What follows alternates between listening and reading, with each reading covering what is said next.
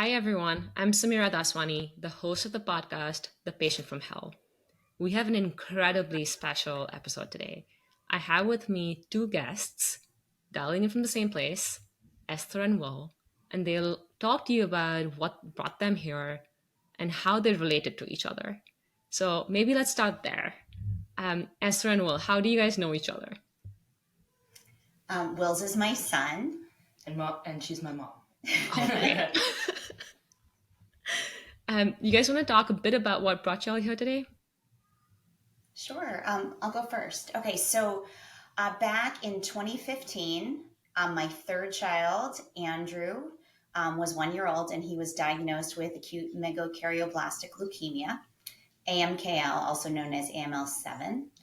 So he was 1 year old, and it was the worst prognosis you could possibly imagine. The doctors could not give us an example of one child who had survived this cancer. And the first thing, to go back a little bit, he presented in a very unusual way. So for the first week of us being in the ICU, they thought he had stage 4 neuroblastoma. They actually had us with a different team.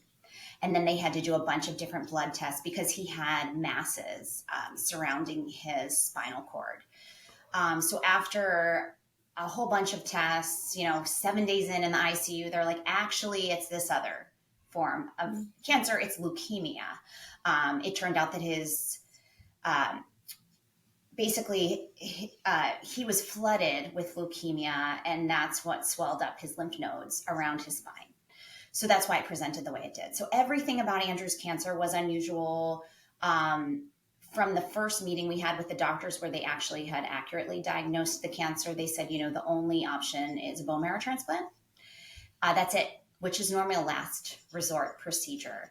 And I can talk about all the feelings that go along with being a parent, that where all of a sudden you're hit with this. They said he has two older siblings, 5 and 3. Will's was 5. We need to take them in immediately to test them to see if they're a match. So Will's was a perfect match. And that was the one real break we got in our whole story. And Will's donated his bone marrow to Andrew. Andrew has since passed, so I do want to make that clear too, as we're moving forward and sharing our story. But it was a story with lots and lots of ups and downs. And in a lot of ways, Will's cells were our hero in the process. Will, how old are you today? I am 14 now, so it's been almost 9 years since the bone marrow transplant, since he passed. And do you remember the bone marrow transplant? Yeah, I don't have many memories of the time, but I have a few memories, and the bone marrow transplant is one of the few memories I have that's in the most detail. And what I mostly remember is at the time he was in an isolation room, so no one could visit him except my mom and doctors. And so I woke up really early, and to do the surgery. And then after the bone marrow transplant, I got to go into the isolation room and hang out with him. And I remember that was a super awesome experience. Will's and Andrew had been roommates, and that was the plan. They were always going to be roommates. They were roommates in our home. And so when Andrew was diagnosed, and, he was sick for a very long time, and I went to the doctors for a very long time and saying something's wrong, and they'd always give me some reason. It was just a minor situation and send me home. But Andrew was kind of taken from that roommate duo, brought to the hospital. We were actually there for 100 days, total, over 100 days, but around that. And when he was in isolation for the bone marrow transplant, they did not allow any child under 6 to be in that room. So that was like a whole new level. And Will's, I don't know how Will's, but he was so proud that he was going to be this donor and he was able to do something that none of us, the doctors, couldn't do. My husband and I couldn't do. He had this power to give Andrew more time. And Wills, you were really proud of the fact that you got to spend time in the room with Andrew. You got to hold his hand. Like that was, you could not wait for that moment to be in the room because up until then, they put us in a room that was kind of toward the front of the hospital. So the kids would visit through the window. We would be on the phone and they would wave to Andrew. He'd be so excited to see them. And then we would just talk through our phones, so that we could hear each other. And I remember it was so awesome because it felt like I was able to do something, and so much of this felt out of my control. And so it was really it almost felt like a gift to then be able to do something and then see him start to get better after the bone marrow transplant, which was something that was pretty unprecedented and somewhat unexpected. And being able to see on the other side of that window and step into that room and see the window from the other side was such a great experience for me. And it was super, super enjoyable and good. Yeah, it was a powerful moment. Powerful moment. Wow, I feel kind of, I'm not normally at a complete loss of words, but to hear you describe that, Wills, it's pretty remarkable. You were 5. I can't think of that many memories when I was 5 that I felt a loss of control and then I felt like I could do something about it. That's such an incredibly foundational experience for you. Do you think about that often? I don't really, when I look back, I don't remember much. And so that was one of the few experiences from when I was young that I really remember. And so when I think about Andrew, that is one of the few memories that keeps popping up again and again. And it's one of my happiest memories with Andrew because it was when I got to hug him and hold his hand for the first time in 3 months. And so it was a big deal for me at the time. And looking back now, it still is it's a big memory. And it's important to know too that, I was told later by doctors and nurses that they didn't think that Andrew would be leaving the hospital. And I mean, I can go into all the scientific details, but his cancer was not at 0. They do all the rounds of chemo and they want to bring, they call it the MRD to 0. And it wasn't there, but they said, you know what, it's AML. You can still do a bone marrow transplant. It was low enough that they said, it was permissible. It was something that was worth trying. And as a result of Wills's bone marrow donation, Andrew was able to have 8-9 months of life as a kid. From diagnosis to the time that he passed away was 2 years. So there's lots of ups and downs in betweens. And I don't know, you can ask me whatever you want about that period. But something that was certain was that bone marrow donation gave Andrew the opportunity to be a kid and to come home and to spend time with his family, to go to preschool, and for the relationship of our family of 5 to grow. And one thing I will add about the memories was a lot of my memories that I still remember with Andrew came during this period from after the bone marrow transplant through, we got to go to Hawaii on a vacation, and there was all these memories that were made that I still have. And some of the most important and meaningful moments of my life with Andrew happened during that time.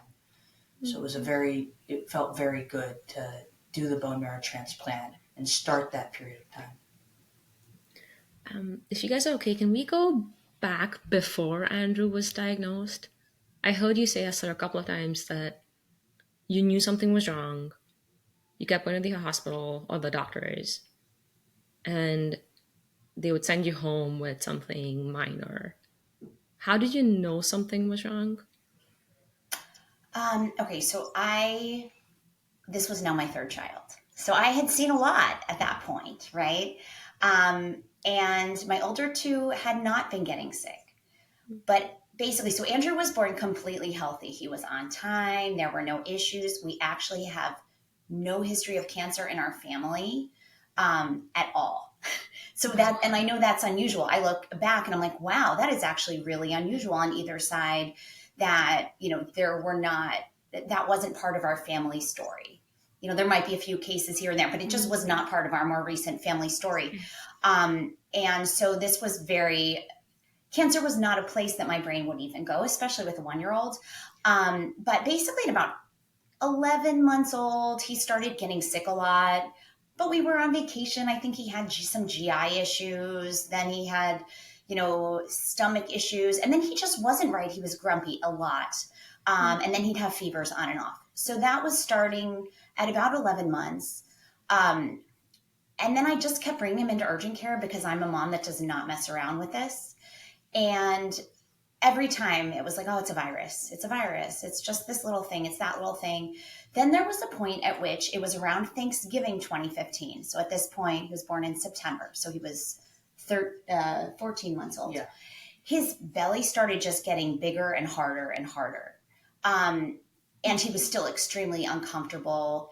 He could crawl, but he could stand for only short periods of time. And I know it was still within the window of when kids can walk, but he wasn't really moving forward in his milestones at that point, because I feel like he was sick all the time. I was working full time, but I would leave work. I'd take him to urgent care for this and for that.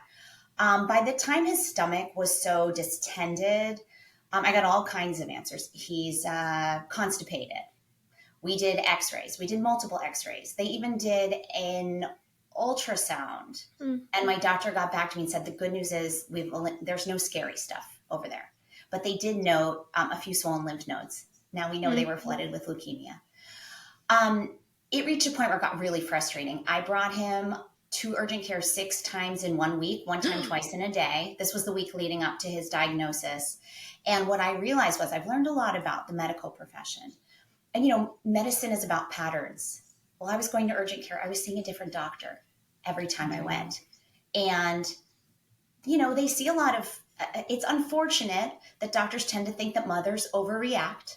They said, he's a third child. He's getting sick a lot. His older siblings are in preschool, although his older siblings were not sick. And I couldn't understand. I work in public health. I could not understand the logic. I'm like, oh, maybe they had a germ on their clothes. He got the germ. I don't know, but they're not sick. So why are you saying he got sick from his siblings?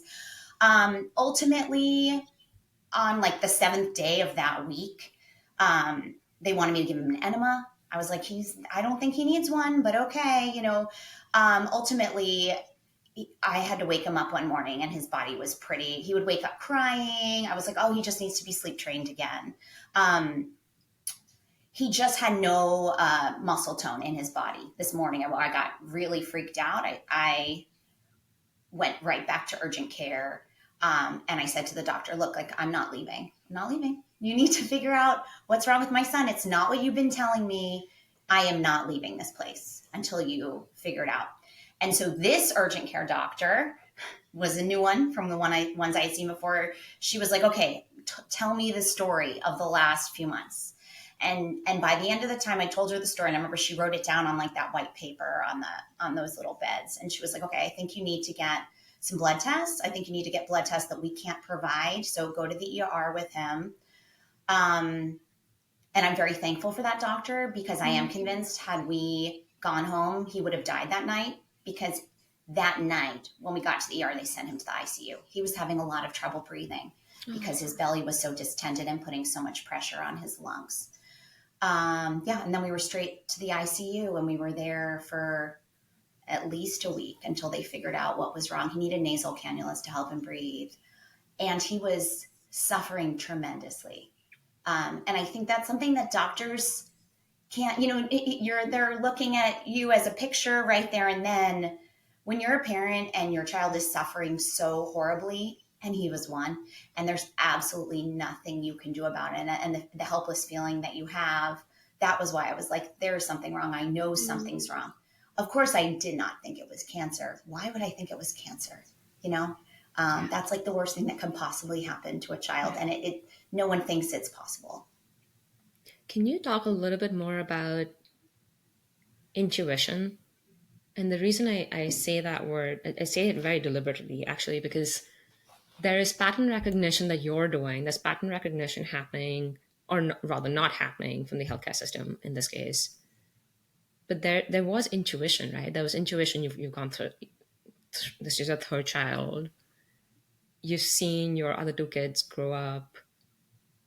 There's something about the intuition there. And the reason I asked that, Esther, is because in our community, we get that question a lot. We get that moment a lot. It doesn't necessarily happen with a 1-year-old, but it happens maybe for themselves, maybe for your parent. that moment of like, you just know something is off, and yet the healthcare system can't find it. You're getting dismissed. Can you talk a little bit more about intuition? Because I feel as though in that moment there was something else happening where you walked in, you're like, I'm not leaving until I have an answer. There was something in there that made you do that, right? So can you talk a bit more about that? Yeah, I mean, I think that as a parent, you know when something's wrong. And I think that often we're like, okay, well, that person's a doctor, that person's an expert, so we have to listen to them. We have to listen because they know the best. And I've learned from this experience that you really have to trust your intuition because I feel like I knew what was going on. I didn't know it was cancer because that wasn't in my vocabulary. But I knew something was terribly wrong, and I found my voice in through this experience. I mean, now I will always speak up for what I feel was right. I think I was much more meek. I mean, society, I can go into a long, thing around how women are taught to be and to defer to authority and to defer to the experts. I don't do that anymore. I think through this process, most or all big decisions were perfectly clear to me in an instant. Which was, it almost feels like a superpower. But any big medical decision from there on, I knew what my answer was immediately. I did not need to go into a long thought process. There were some really hard decisions we needed to make with Andrew. And I didn't even have to take a moment and be like, okay, Esther, listen to your intuition. Like, I just knew. For example, the Andrew story is actually quite unusual, but after his bone marrow transplant, he went into a brief remission and then he relapsed like a month later. And the doctor said, okay, well, let's go do another bone marrow transplant. Now, mind you, and we can talk about this at some point, but I was in isolation for 3 months. I left my 3-year-old and 5-year-old, and I was like, I'm just going to focus on getting Andrew well, and I will put everything aside until he's well, and then we will all be under the same roof. So it's all going to be worthwhile. It's all going to be for a reason. I knew, my intuition told me, and actually it was reinforced by several experts I talked to, had Andrew done another bone marrow transplant, he would have died at the hospital. I said to the doctors right away, straight to them when he relapsed the first time, I said, is there an example of someone who has survived a second transplant and their cancer has gone away? Has this cured them? If this is not going to cure him, I am not going to do a second bone marrow transplant. I know how dangerous it is. I know how complicated it is. No one would have had a better match than Will's. So it wasn't like there was any better hope around the corner. And our doctors were wonderful. And of course, I have a husband and he's wonderful, Dan. And so he actually, I shared with him my case and what I thought, and he needed a few more days to process it because it is a very quick decision to make right away. But we were on 100% on the same page. And we said to the doctors and nurses, thank you so much. Like, we're so grateful. But we're bringing Andrew home because our goal in all of this was to have our family under the same roof. And if there's no hope for a cure at this point, we want him to be with his siblings and we want to all be together. So we put him in hospice care at home. And he was near death. Do you remember that? Do you remember that time? And we actually had to tell the kids he was going to die because he looked like he was going to die. And everyone told us he was going to die. So this is the summer of 2015. He was diagnosed December 2014. So at this point, it's the summer of 2015. And so we took him we just put him on all the, pain medication, opioids. I was giving it to him around the clock. Yeah. We had bought a new house because, a long story, but there was construction happening across the street from our old house. And construction is the most dangerous thing possible for an immunocompromised person. And we wanted to move to a home where Andrew could live a life without having to be in the outside world. So we bought a gated house with a little pool and we built a little playground for him. So that was kind of our little oasis, and we were living there, but we had a room designated for Andrew, and we decided not to have him move into that room. So his crib was in our closet. We just didn't want him to be in this room that we knew he wasn't going to get to actually live in. So from there, he kept going downhill. And then all of a sudden we didn't go to the hospital to do any tests during that time. And then probably by about August 2015, he started kind of like magically getting better. He started sitting up again. He started eating more. He started crawling again. Because remember, he had crawled once, then he stopped crawling. Then he was crawling again. He started standing up and walking. And we were like, what the heck is going on? So then we reach out to our doctors and we're like, look, like we're sending them videos. He hasn't had any additional treatment. And so we were like, we will bring him back in to do, a bone marrow biopsy just to see what his cancer levels are at this time. So they had a data point. And then it was the end of October 2015. I brought him in. I think it was Halloween. And he was in remission.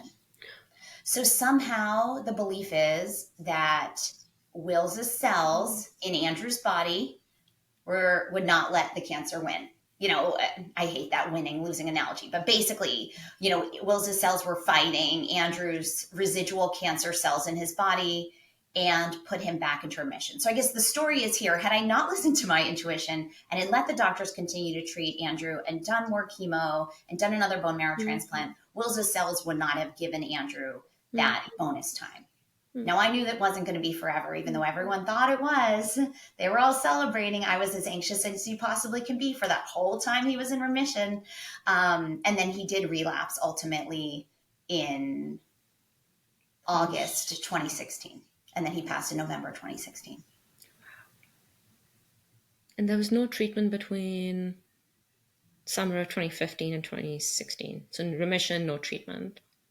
There was actually no treatment between March of 2015. Yeah, he was getting immunosuppressants, but the bone marrow transplant itself, put the cancer aside, was extremely successful. The doctors say like the ideal bone marrow donor would be a boy between the ages of 5 and 12 because their cells are just replicating like crazy. And Will's cells were obviously quite compatible with Andrew's. So he was off of immunosuppressants quite early. And I didn't know the specific timeline, but looking back, the transplant, we still have it, like we remember the date, February 10th, and it was 2015. It's kind of incredible that he was able to be off of treatment by March of that same year. Yeah, they had a bunch of infusions and things, but for the most part, yeah, the chemo and all of that. Because the idea with the bone marrow transplant is that the infused cells are going to be the treatment. It's pretty amazing. I'm going to go to a fairly tricky area, so if you guys don't want to talk about it, just stop me and we won't go there, okay? We've had a couple of episodes where we talk about death and mortality.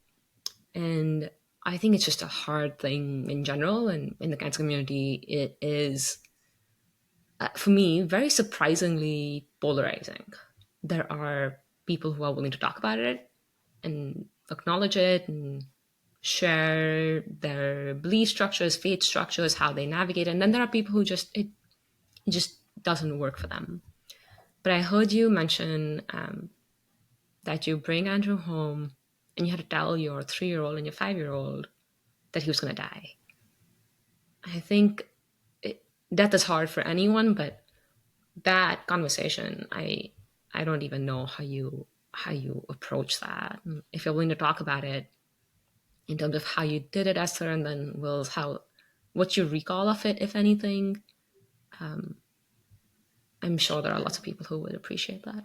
I feel very comfortable talking about it. I feel like people don't talk about it enough, actually, because it is part of life. I feel like in our American society, especially, it's so taboo. So mind you, not only were we telling our kids that Andrew was going to die, but we were fully aware that he was going to die in front of their eyes. Remember, he's at home. And that was a very conscious decision because we felt like this is part of life. This is your brother. We're not going to hide him away from you, and he's going to disappear behind closed doors and you'll never see him again. We wanted our whole family to be part of the process. And we also really believed in the hospice care, the palliative care, that like those nurses, they are like angels from heaven. I think that ushering someone into death is like the most amazing thing a human can do, and the most to help someone die with dignity is just, it's God's work. In terms of telling the kids, so we had to tell them twice. So we had to tell them the first time Andrew was in hospice care, and then he had a second hospice care stint. So then we'd explain the situation, why he was magically getting better, and then we had to tell them again. So it's can't really get worse than that. We had an amazing advisor, Barbara Sorks, who's the head of palliative care at Lucile Packard Children's Hospital. She was amazing. So we didn't have to just do this on our own. She kind of gave us a lot of, guidance. But one of the things that she said that will always stick with me is, you tell the facts, but you don't need to explain. You don't need to over explain. Mm-hmm. So I'm trying to think of the best example. Us as adults, we read into it, that we tell the child something and then we have to keep explaining it and over explaining it and over explaining it. I have my vision of what happens when someone dies, but I don't need to impose that on my kids. They have their own vision. Let them try to figure out in their mind what's happening with Andrew and where he's headed and where his spirit is going. If they ask me, I will respond. But basically the best advice was just to be short, to be direct, to be short. And then if they ask you questions, to respond, but not to overtalk. Will, do you remember this at all? My memories are pretty faint. I mainly just remember how I felt. I don't know whether this was Andrew's first or second period of palliative care, but what I remember was they gathered me and Leah on the couch. Leah's my sister, who's 2 years younger than me, and we kind of understood that something was wrong with our brother. And then when they told us he was going to die, there's a level of processing that when you're 5 years old, you can't do. So I felt sad. I felt the grief. But looking back, I wasn't fully processing it. I remember hugging them and crying on the couch with Andrew. But it was so much I couldn't process that I just remember the feeling of knowing that he was going to die. And I remember the feeling of hugging my parents and my sister and Andrew and crying because I didn't fully understand the weight. But at that age, I felt what I could feel, which was the intense grief. The other thing I actually remember you burying your head in your hood. You had a little hoodie and you just buried your head in your hood. The other thing that's important to know is, so Andrew was a kid. He was there, right, when we were explaining what was happening, and he clearly, I don't know what he understood, right? People say, sometimes doctors or nurses will say, well, a human being knows when they're going to die. They know. Also, at this point, he had relapsed, but we didn't know how long it was going to be, right? How long the process. Andrew was hysterical. He liked to sing. He liked to dance. He liked to play with Disney characters. He loved to dance to Justin Timberlake and put a silly hat on. So here we are, we're in this house and we know this really hard, sad thing is about to happen either for the first time or for the second time. But Andrew's still Andrew, right? He's still a kid who has at that point a few more months of just being a kid, and we're not going to sit there and cry all day long, right? We are going to take the time to be emotional and cry. We know that this time is precious and it's not going to last forever. But we also have to go to the park and watch, Mickey Mouse Clubhouse. There was a lot of singing while crying and dancing while sobbing, because that was what we knew Andrew was going to die, but also what made him happy while he was still living was doing these joyful things. And so there was a big part that was we needed to experience all this joy with him, but we were still feeling grief and feeling really upset because we knew he was leaving. And it was a really tough balance. A juxtaposition. Yeah. I mean, I remember when he was diagnosed, I was I am just going to give this kid the best life best life he can possibly imagine. Like looking outside of it and thinking, oh my gosh, you're living in isolation with your son in a sterile white hospital room and he's got cords all attached to him. He was one. So he didn't know all he wants to do is be with his mom, right? And yeah, it stinks that he's in all this pain and it's horrible and he's got cords, but he doesn't know anything different. So I felt like my job was to give him, I called it to there's this movie called Life is Beautiful that will always stick with me about, they're in a concentration camp, a father, and he's trying to give his son this like glorious view of what's happening, to the best of my ability. I watched it so many years ago, but I was like, I'm going to show Andrew that life is beautiful in this little white hospital room or isolated at home getting, as I'm giving him opioids, like I'm going to make his life and make this room a wonderland. So there was lots of singing, lots of dancing, Legos, crayons, like anything that he could do with his limited abilities once he was walking, that we were going to go outside. We were going to go play in his little swing. He loved Disney characters. He loved pop music. Like it was, you're living in this sad reality, but at the other hand, that his time is limited. So it's about fitting as much magic into his life as we possibly could in that time. He loved graham crackers. He loved chocolate chip cookies. It was like however many he'd fall asleep with a graham cracker in each hand. It's like, who cares if there's crumbs in your bed? Why does it matter? You love graham crackers.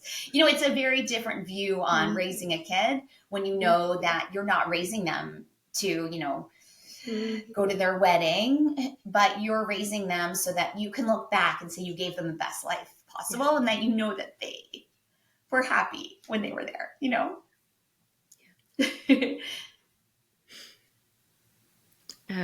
How have you guys rebuilt life after 2016?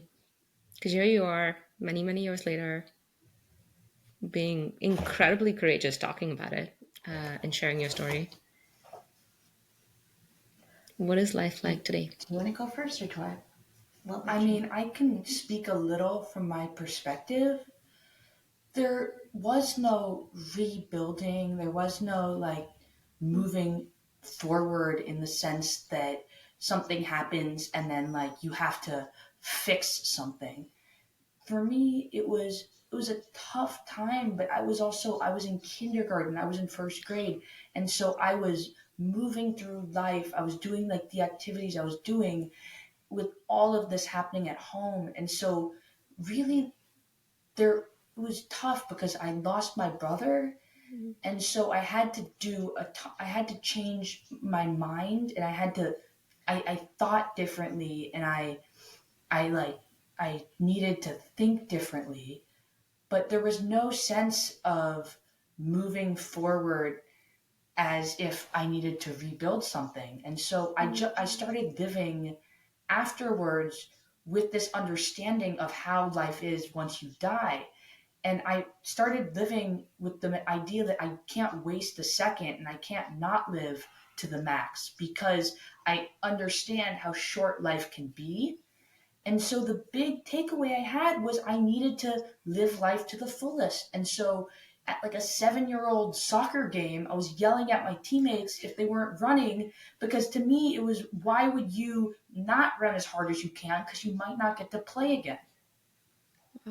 It's really interesting. I think for both of us, our tolerance for people not taking advantage of opportunities that they have is very low. I think for me, I hate when people complain about fixable problems. I'm like, stop complaining, just fix it. You can fix this. You don't like your doctor, switch doctors. You don't like your hair, go cut it. Just don't waste this time complaining, because you can fix this problem, because there are a lot of problems in life you cannot fix. And then you can sit and complain and cry about those things, because there are a lot of those things that either haven't come and they will. So just change what you can when you can. I mean, we did that during COVID. We just picked up and moved. We had already lived in isolation for, with Andrew. We, at this point, were living in isolation for 6 months. And we were like, we don't want to live in this house in isolation anymore. We're going to pick up. Where's the lowest case of COVID? It's on Hawaii. We're going to go to Hawaii for a little while. And fortunately, it was something that would work with remote work and whatever it might be. But basically, if there's a problem that we can solve, we try to solve it. And we try to maximize for living life to the fullest. I think for me, one thing that happened, Andrew died the next month. I got pregnant with my daughter, Corey. So that was one thing that happened as we moved forward. And I was really, really careful. I actually didn't want anyone to know for a very long time. Because I think in our culture, there's a very strong sense of like wanting to just tie everything up in a neat box of like, oh, well, she lost a son, but now she's pregnant again. Everything is all better. And it couldn't have been farther from the truth. I think that we called her daughter, her name is Corey. We always called her our happy aunt.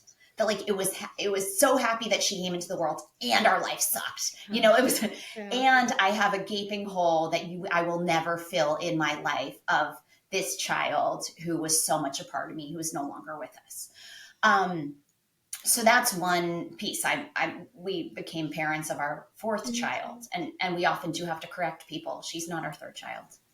She's not our third child. Andrew's our third child. She's our fourth child, and she was not part of our family crew when Andrew was going through all of his suffering and all of his happy times and all of that. So she talks about her brother a lot, but one of the challenges is parenting my children, parenting Andrew in his death, parenting my older children, you know, knowing that they lost their brother, and then parenting my fourth child who knows she didn't get to know Andrew. So it's almost like the four of us, my husband, Wills, me, and Leah, like, experience. We always say we have all this baggage, but we also had the joy of knowing Andrew, and she has no baggage. She's the most carefree, wild, and crazy little kid you can meet. But she didn't get the honor of knowing Andrew. And I know she talks about him a lot, and she wishes that she did. So it's just, it's complicated. One of the expressions I actually hate that people talk about when you've been through something horrible is bouncing forward. It's like, oh, you've been through this horrible thing, but you can bounce forward. Look at all these people who have created this amazing life or started these foundations or ran these ultra marathons after all that they've suffered. Like, you too can be that person. And I hate it because I feel like, one, I have been destroyed I'm full of trauma. I'm full of grief. What's wrong? Why can't just surviving be heroic? Like, why do I need to go start this amazing company and be the CEO? We have done things. We have given back to the world. Like, I felt really strongly our hospital did not have a music therapy program. And I felt that was a hole, in the program, because Andrew could have really, really benefited from a music therapist. So we helped start a music therapy program at our hospital. Does that mean that I bounce forward and I've done all these amazing things? No, I'm just trying to make the world a better place for kids and families who have been in our situation. And we are surviving. We're surviving as best we can. We are not taking a moment for granted. Like I said, we try to live life to the fullest. We always, our question we always ask ourselves is, why would we not do this? Why would we not take advantage of this opportunity when the kids have extracurriculars? Will's is really into soccer. Lee isn't really into dance. I love to explore where that can take us because, Andrew didn't have that opportunity. So I'm going to help my kids, explore whatever opportunities are available, provided they want to do them. So in terms of surviving and moving, I look at it as moving forward. I look at it that, when you talk about rebuilding, the rubble is still right under my feet. Grief never goes away. And I think that there are better days and there are harder days. There are days where I'm feeling fine and all of a sudden, the grief starts, trickling through my bones. And I say to myself, okay, I'll have to look at the calendar and be like, okay, oh, right. In 2016 at this time, Andrew we got news he had just relapsed. Or, there are times when I don't even consciously want to be sad, or I don't consciously want to just stay in my bed all day. And then I'm like, okay, well, my body is telling me that I'm going to stay in bed all day. So even this many years later, it's not a trajectory that just goes upward. Oh, this was a horrible time, and now it's going to get better from here. It's really, really complicated. Even my daughter will say, Corey, sorry, she'll say, oh, well, my friend told me that I don't have another brother because he's not alive. I don't have another brother because he's not at your house. He's not my house. And then that'll throw me back. And I'll be like, okay, talk to the therapist, talk to the doctor. Like, what do I tell her? Of course she has a brother. Of course this other kid, it's not this child's fault. Like kids are really, kids are not abstract, they're very, so, okay, how do I work through this? So she's not mad at this friend, but we help her friend understand, but we help her understand that like, yes, her brother does exist. He's just not here. So it's a roller coaster. It's ups and downs. There's also a lot of challenges with friends and with family that just want you to get over it. I had someone tell me when I was pregnant with Corey and Andrew had died 6 months before, you're not meeting my needs in our relationship. And it's like, I can barely meet my own needs. Oh my God. But then I need to be really like understanding that everyone's coming from their own perspective. And maybe I'm just, I can't be there for them. I'm sorry. Can we actually talk about that? Because I think the community piece is, I think it's really hard. I think it's hard for a lot of people who go through the cancer experience, and clearly very, very different in your specific story. But I'd love I'd love for you to talk about it, but more Esther, but also Wills for you to talk about it, because I don't meet a lot of 14-year-olds in general, just because I'm not 14 and I don't have kids. But I do Taekwondo and end up meeting a lot of 14-year-olds through my Taekwondo school. Don't ask me. I do practice with teenagers. And just to be super clear, I'm the one that gets beaten up. But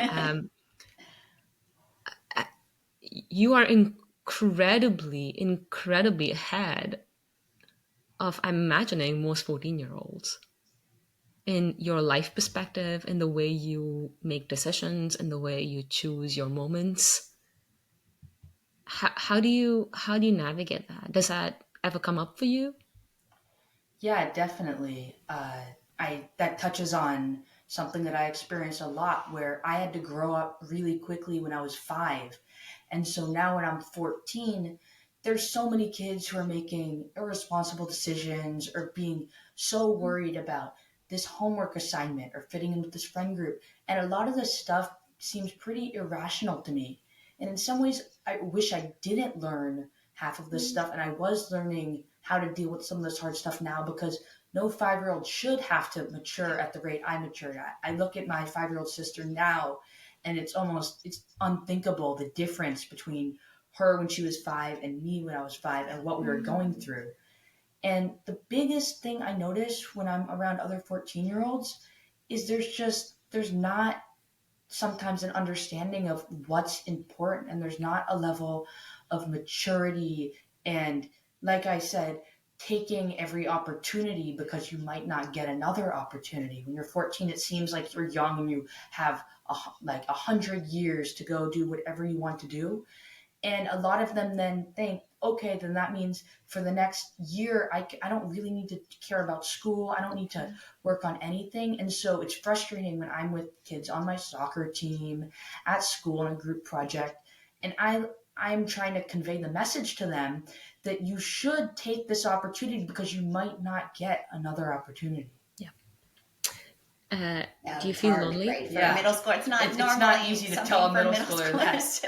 Wills cares about everything very deeply, including your sisters. Yeah. Like, he's probably the most protective big brother you can possibly imagine. And an element of when I was 5, my brother was like taken away from me, and at the time I grew into being this protective brother, because in some ways that's like something that happened in the aftermath and as the process occurred, because I started to realize that like I really felt a need to protect my family because I didn't know, and I felt this worry that they would be taken away, just like how Andrew died.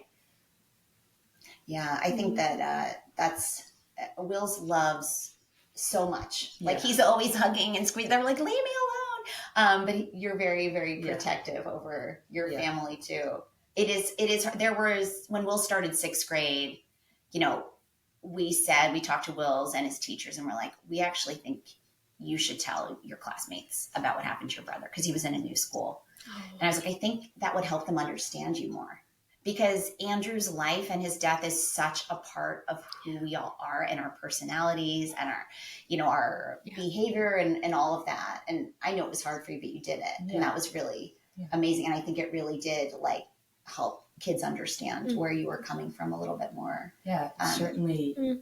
I think a lot of times especially for kids who aren't super mature, if you're in 6th grade, so telling someone where you're coming from so they have empathy, and then they don't, even if they don't understand how that bubbles up at the surface, understanding that that's something that affected me when I was young and that shaped who I am, ended up being pretty helpful, even if they didn't change their everyday behavior.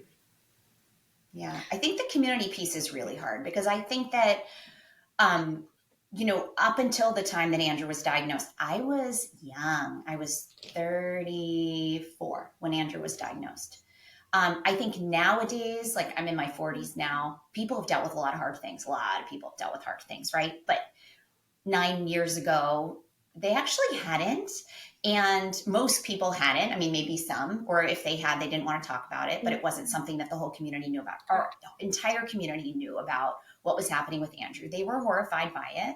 And I know this, and I'll give some examples. But I think that we were living in the Bay Area. Dan and I went to good college. We believed that if you just work hard enough, everything will work out the way you want it to work, because that's the way it's supposed to be, right? Type A, you work hard and you can accomplish anything you set out to. We had, not only did we both have great jobs that we were very happy about and love, but we had our 3 kids. I wanted 3 kids. We had our 3 kids in a row, each 2 years apart. That was exactly the way I had planned it to be. And then all of a sudden, out of the blue, this bomb goes off in our family, and our son is in such excruciating pain. So I'd say, one, no one could face the concept that Andrew was in so much pain and that I couldn't. What parent can't make their child's pain go away? So there was that. We were in the hospital. We weren't leaving the hospital for a very long time, right? Well, can't you just pay someone something and then your kid's magically cured, whatever? No, not possible. Cancer does not discriminate. It can happen to anyone. Well, do you have cancer in your family? Because people want to get the green, that it won't happen to them because we have cancer in our family. No, we do not have cancer in our family. We definitely didn't have a history of leukemia. And according to the doctors, and there's so much research to be had, leukemia is more of a chance event, especially this extremely rare form of AML in a baby. Usually AML shows up in adults.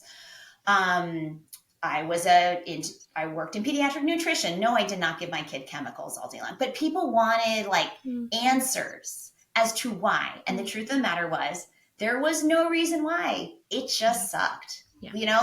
Bad things can happen to you that you don't expect. Yes. And then I went from, like I said, being a very social person to being in isolation in the hospital. But then when Andrew got out of the hospital, I was thrust back into the real world right away, because I had a 5-year-old and a 3-year-old, and I had to take my 3-year-old to dance class. She had been her mom hadn't taken her in so many months. I had to take kids to preschool drop off. And to explain the way people look at you differently, there were some friends that I I didn't make eye contact with because they hadn't been supportive during that time. And I just couldn't face it because I had lived through this hell and they weren't there. So there was that. But I think also, I was trying to think what the word is of that it was almost I was a symbol of how horrible things can happen to you when you have no control over them. And I think that was really hard for people to process. So I did have amazing friends who stood by me through it all. But I also people averted their eyes because they just didn't know what to say to me. And I was prepared for that. But it was hard. It was hard. You just look at the world differently. You look at people differently, and I often feel that people know what to do for someone who's in crisis, either because they've already been in crisis themselves or because they just inherently know. And they're at 34, that's the minority of the population.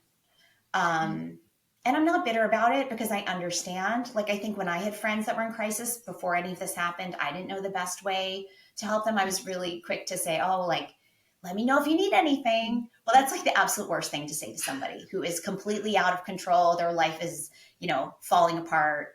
But I said those things too. So I think I have some degree of understanding about it. But being part of society immediately after this happened, like, was extremely difficult. And then one other thing, sorry, I can go on forever. We have this Facebook group, which was amazing because instead of people constantly checking in with us, what's going on, I just posted everything, sometimes multiple times a day, videos from inside the hospital room. But as a result, I became kind of a celebrity for the wrong reason. So there were also a lot of people from all over the country, friends of my family, who thought they knew me really well, inside and out, or they thought they knew Andrew's story really well.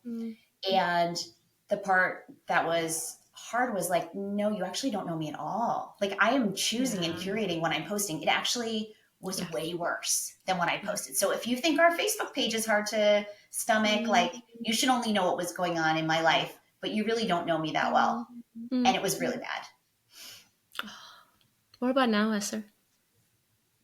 About being in the real world? Yeah. I can play the game. That's what I say. I was a complete extrovert before. I mean, the definition of extrovert is you get your energy from being around other people. I am definitely an introvert now. Like, I will go out, I can do the stupid conversation that's not, about silly, stupid things. I can do it now. I couldn't do it for years. I was like, I just can't go to this. I'm not going to a party. I don't want to talk about silly things.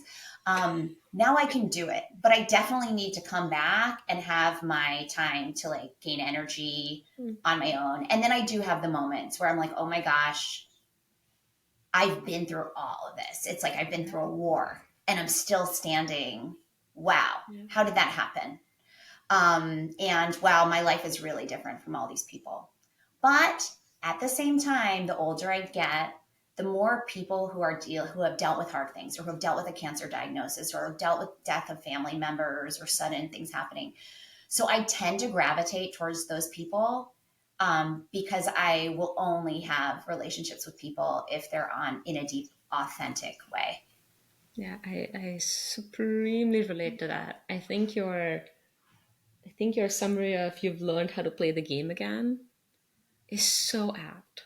It's so apt. I think that this is a topic that I personally struggle with a lot, because I struggle with have a silly conversation. I can do a little bit of it right now, but in small doses. And then I definitely need okay, fine. All right, I'm not talking to anybody for 3 days. Please leave me alone moments. Yeah, well, what's also interesting is I was working full time. And then when Andrew was diagnosed, I literally left my office and never went back. So something that my goal is, it's taken me this long, right, is to start rebuilding my career. But I was recently, or maybe not so recently, in a little course where people were, like, changing career trajectories and whatnot. And everyone was telling their story. Yeah. And, sometimes I'm not aware of, like, what the general public can take, because, like, Andrew dying is just part of my life. So here I am, I'm like, yeah, well, I was working full time and I had 3 kids, and then my son was diagnosed with cancer and then he died. And the Zoom room is just like crickets. And I was like, oh, okay. Not everyone likes to talk about really deep, heavy things, but that's why I'm here. So do you want me to make up some silly reason why? Or why can't you take it? So I also have to be much more aware of, like, who I'm around. Like, I always say, if I'm meeting a new friend and I'm committed to the relationship lasting, I tell them about Andrew right away, because I'm like, if you want to know me, this is something that's really important. I know it's really sad. Often people start tearing up. I'm like, yes, but this is my life and it's important that you know. Yeah. With strangers, I need to be more discerning. And that was a situation where, I don't know, maybe I wasn't as discerning as I should have been. I definitely relate to that too. I very much relate. I think a part of me wants to come up with, like, a fake job and a fake identity. It's like, so in the moments where, like, I really just, either I'm going to say it and it's going to land really badly, or I just don't want to, I don't want to engage in that sort of part of my life. I almost need, like, a fake persona to come up with. So not there yet, guys, but maybe. Yeah, well, it's interesting. Like, so, or you can take that advice of, like, just answer the question. Like, do you work? Yeah. Yes. Right? I mean, when I was in the hospital with Corey, my son had died 9 months before. And and all the nurses come in, oh, yay, is this your first? And in most cases, I was like, no, she's my fourth. My third just died. We spent all this time, and then everyone starts sobbing. And then you're having, like, I'm trying to comfort the nurse in the hospital when I've just had a newborn baby. So I probably should have just said no. There's definitely an aspect of when we're in public, sometimes, like we were in the grocery store line checking out, and I have my sister who's 5, me and my mom, and the grocery store cashier is like, oh, how many kids do you have? She's so sweet. And it's a scenario where when someone asks you that question, you know what the answer is in your brain, but you don't want to have that conversation with the grocery store cashier. And so we say 3, but that's not how we feel. And it's a tough moment that, like, you don't really think about until you actually go through that moment. And those moments now are really like a portal back to when Andrew had cancer, and just a reflecting point.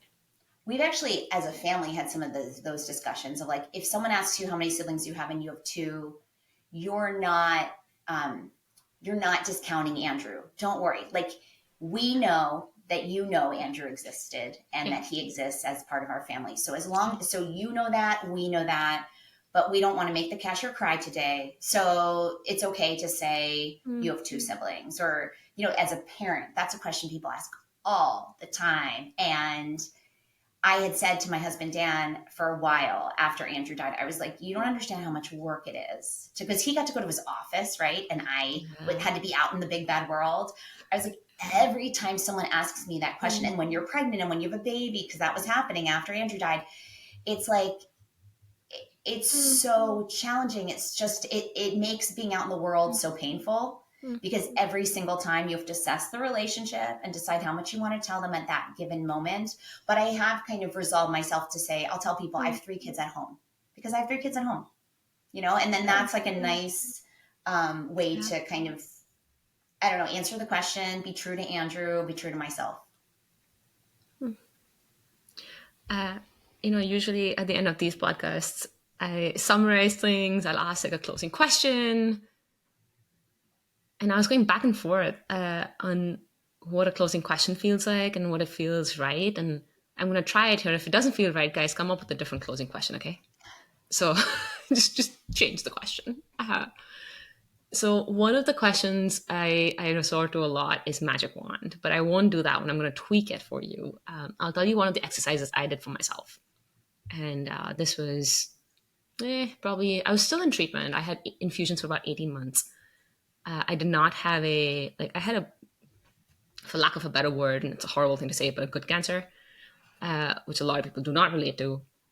But early stage breast cancer, your prognosis is good. Like, I mean, again, probability speaking, like, there are absolutely outliers and there are absolute situations where that's not true, but probability is generally speaking good. But it's 18 months active treatment, then 10 years of treatment after that. That's just a long, long road. Anyway, so one of the questions that I was grappling with for my own mortality was, how do you live your life when you have limited time? The problem is you don't really know how much time you have, right? You have probabilities, but you can't really rely on that. You can't really depend on that. The data is kind of spotty when it comes to early stage breast cancer in young women. It's very low enrollment rates, right? So just it's not a solid enough foundation. But the exercise I did was I asked myself how I would live if I got less than a year, if I got 2 years, 5 years, 10 years, and kind of came up with different answers, and actually began to see that for me they were the same answer, just different variations of it. And I now live my life by that definition and that design. And so the question for you is, given what you guys have gone through, whatever time frame makes sense to you, how do you live your life? Like, what's the philosophy? One you shared with us, right? You already shared it, but is anything else in there? I can reflect on what I've said before on the idea that you don't want to waste opportunities. And because I saw that from when I was 5, that's kind of been how I live my life since, with the idea that you never know how much time you're having left. And as a family, we also try to experience everything. We try to, if there's an experience that is possible, instead of closing it off, we want to push and see if we can do it. And so if I had 1, 2, 5, 10 years left to live, I wouldn't change much. I would maybe, there's some things that of course you have to do because in 10 years it'll matter. Yeah. But for the most part, like the methodology that I live life with would not be that different. It would be the idea that I want to live without any regrets and I want to do everything to the fullest. So then if I look back, there's no regrets I have. Yeah, I think we made a pretty conscious decision, Dan and I, like a while back. I don't even know if it was like as conscious as we think, but to really, really enjoy life. So, we lived in isolation for all that time with Andrew. And I used to fantasize about, going to Aulani, the Disney resort in Hawaii, when he was little, when he was in a hospital. And the minute he was in remission, we were like, we're going to Hawaii. We're going to take him. And that has really rang true. Like after he passed, we went to Australia. We've done a ton of international travel. Yeah. Like there's not a school break that we don't decide to take advantage of another adventure opportunity that we haven't yet gotten to see. So I think that we try to spend as much time together as a family. I think that's something that I've learned, and I know this is kind of a little bit off track, is when you've ushered a child into the next realm, wherever that is, you learn that the body is just a vessel, right? You learn that all the time people spend focused on their appearance and their weight and their, all the things that make people unhappy. I can't eat this. I can't do that. People are really into, at least in our culture, suffering, that suffering makes you better, that suffering makes you stronger. Maybe because we've already suffered so much. I just believe that do what makes you happy and enjoy the moment. I don't care about the prestige of a job or a board or anything like that. I constantly check in with myself and I say, okay, is this true to who I am? Is this the way I want to spend my time? Is this what I'm passionate about? But I feel really proud of the little life that we have built, outside of this, as we've, moved forward from our experience with Andrew. I also feel like our life it is what it is, right? And not to look back with regrets at all. Yes. So everything that we experience with Andrew, I don't look back at the what ifs and the regrets because it's just what happened and it's the way life was. And we did the best that we could. And we're proud of the life that we gave Andrew. And our daughter, so it was my husband and my 17th anniversary yesterday. And my 5-year-old turned to me. She gave me a hug. She's like, thank you for giving me life, Mom. Oh.